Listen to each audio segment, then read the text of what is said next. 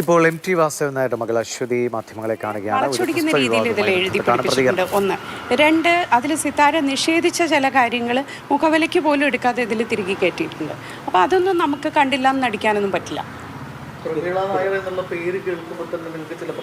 എനിക്കെന്ത് പ്രശ്നം? എനിക്കോ എൻ്റെ കുടുംബത്തിനോ യാതൊരു പ്രശ്നവും ഇല്ല. It is not a fact.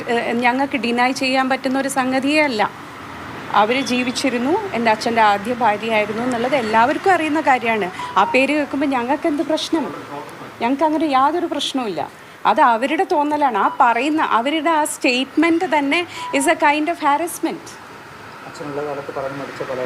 Absolutely. മരിച്ചതിന് ശേഷം ഈ പുസ്തകം എഴുതുമ്പോൾ അത് തന്നെ ഒരു വലിയ കാര്യമാണ്.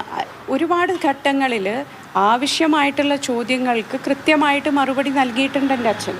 പ്രതികരിക്കേണ്ട സമയത്ത് പ്രതികരിച്ച ആളാണ്.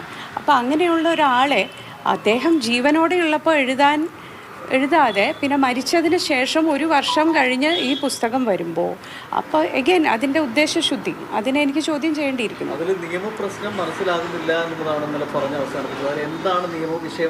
ഓക്കെ, ഒരു പുസ്തകം അച്ചടിക്കുമ്പോൾ അതിൻ്റെ പുറകിൽ അതിൻ്റെ പബ്ലിഷറുടെ പേര്, അഡ്രസ്സ് ഇത് രണ്ടും വേണം എന്നാണ്. ഇതിലതില്ല. നിങ്ങൾ എടുത്തു നോക്കിക്കഴിഞ്ഞാൽ ബുക്ക് വാം എന്നുള്ളൊരു പേരും ISBN നമ്പറും ഉള്ളൂ. ഒരു അഡ്രസ്സ് ഇല്ല, പേരില്ല. അങ്ങനെ ഒരു പുസ്തകം പബ്ലിഷ് ചെയ്യുമ്പോൾ അത് തന്നെ വളരെ സംശയാസ്പദമായിട്ട് നമുക്ക് തോന്നും. It's not clear. അപ്പോൾ നമുക്കൊരു നടപടിക്ക് പോകണമെങ്കിൽ against who is the publisher എന്ന് ചോദിക്കുകയാണെങ്കിൽ അതിൻ്റെ ഒരു കൃത്യത അതിൽ അവർ പറഞ്ഞിട്ടില്ല. അങ്ങനെ ട്രാൻസ്പെറൻസി ഉണ്ടെങ്കിൽ അത് പബ്ലിഷ് ചെയ്യാമല്ലോ. അത് ചെയ്തിട്ടില്ല.